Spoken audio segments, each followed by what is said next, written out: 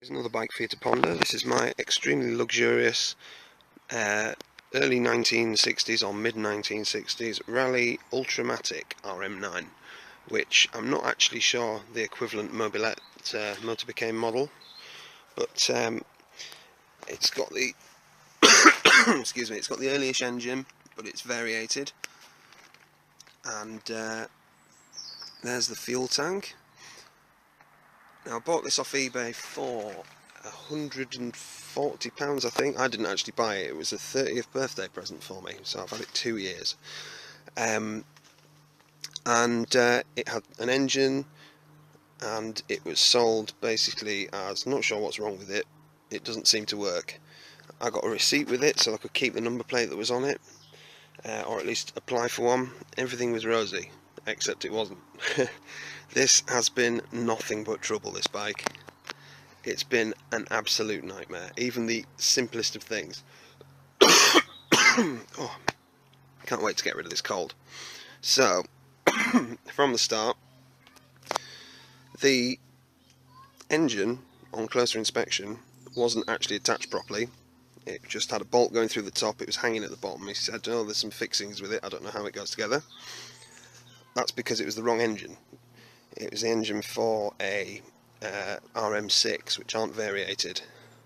So it took me a good year to source the top brackets for an engine, and in the end I ended up buying a whole RM9 engine. Yeah, the Gertner carb was seized, so I had to buy a Delauto. Which one's this that's on there at the moment? 1515 came with it, which is quite optimistic because it's got an absolutely tiny intake port. So I imagine I'll end up swapping that for a 1412 and using the 1515 on something else. The exhaust didn't come with it, and it took me ages to get one of those. That was, I forget his name now, Mark somebody anyway, from the Moped Jumble on Moped Land. So thank you very much to him for sorting that out for me. What else have I done to it? The rear number plate carrier and number plate bridge and back mudguard were all bent and gnarled, so I've got fresh ones of those. The headlight, the switch in it had almost completely rotted away, so I've had the headlight off. I sourced a new original Whipack switch for it, which actually is the wrong one.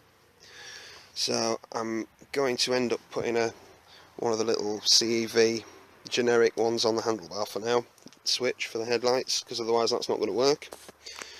The fuel tank was rusty on the inside, so I sent it off to a guy called what was it, Paul Tank Cleaning Services, Paul Daniels, and I can't recommend him enough. He's brilliant. He's done several of my tanks now, and this one, he was cleaning it, discovered a pinhole, so he said for a pint of beer he'd get his friend to weld it for me, and lo and behold, they had to cut a section of tank out in the end, because this is the section they cut out. Can you see all the holes in that?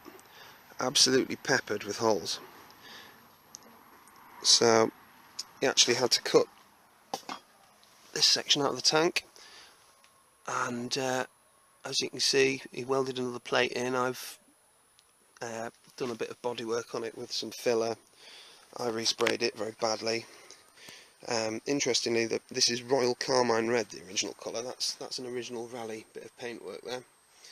The closest I can get to it is silver or gold with Rover Nightfire Red over the top of it, so that might be useful to someone if you're respraying one of these. Not an original colour for the bike, unfortunately, but it's the colour that came with it, and because I thought it was an RM6 I went with it at first, but I quite like it, to be honest, so it's staying like that.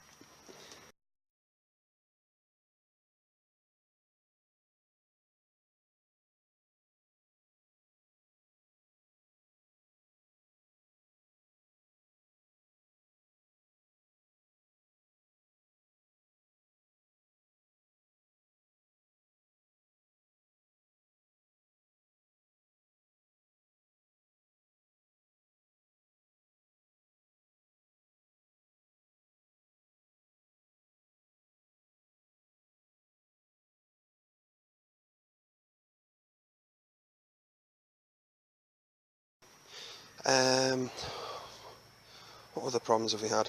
At the moment, unsurprisingly, because these are notorious for it, we don't have a spark. So that's what I'm going to be trying to sort out today. No idea what the mileage is because it doesn't have a speedo and never did have one. And the main problem at the moment is the pedal arms. If I can turn one round for you, they hit on both sides. So there's that one. On the clutch side, strikes it again. But this engine that I got from a guy called Barry Ace, good compression, turns over well. It's got a brand new Champion copper core spark plug in it, which is the one that would have originally been in it. It's had a new petcock, which are about 25 quid for some reason. Everywhere you go to get one, they're 25 quid. It's not registered because I don't have the... I'm going to have to start from scratch basically, even though it had quite a cool old number plate on it. I've no way of proving it goes with the bike, and to be honest I don't know if it does really. But I've got my number plate blade from the front mudguard with it on. Just trying to think what else there is. So yeah, it's had a new belt on it as well. I worked out by myself how to get this variating spring situation going, which I needed a ratchet strap around it to get the tension on it. Seat's about gone, to be honest. Well, the seat frame's alright, it's the cover is shot. So it's going to need a new one of those. Stickers. And then that's it, I think, hopefully, once we get it running. So it's just the wiring, the spark, the stickers. It needs a better fuel line because that one's massive, with a filter. Swap the carb out, probably new tyres. Front mudguard's dented, so that's another job. Get it registered. Could be in the next 4 or 5 years I might be riding this thing, you never know. Right, so I'm going to have another go at getting a spark, so that's my next job. I'm going to turn it over with a drill, but since I don't have my drill charged at the moment, I'm going to turn it over with either my impact wrench or air drill, so let's do that.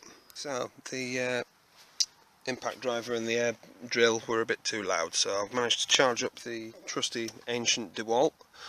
So we're going to do it with the battery gel. Now I don't have enough hands to hold the spark plug as well, so I've inventively clamped it onto there, onto one of the engine mounts, and let's see what happens when we turn it over.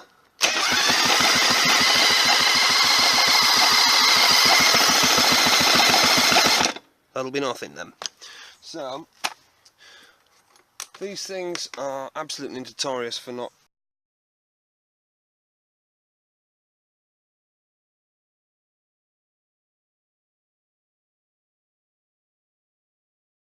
had actually snapped off, so there was no terminal for that, but they're generally always knackered anyway. So what I'm going to do now is try an external condenser. Now the way to do this is you can, originally on these, I'll come around the magneto side.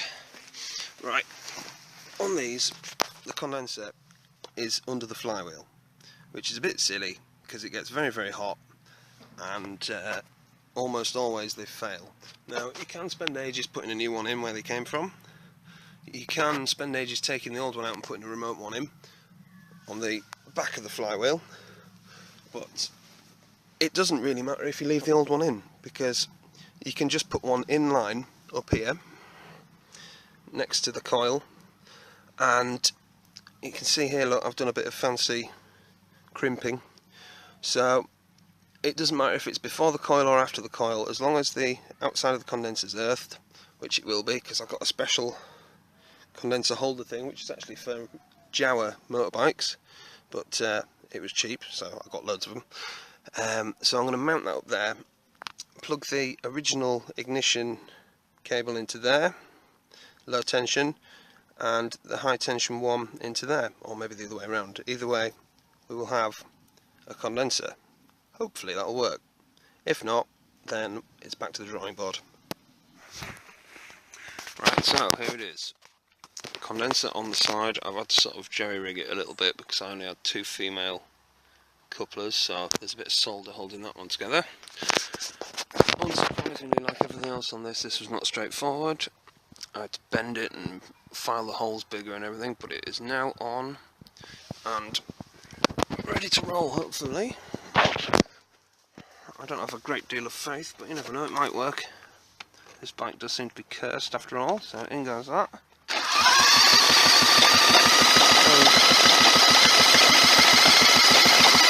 I can see absolutely nothing happening there. So I'm going to give up on that for today.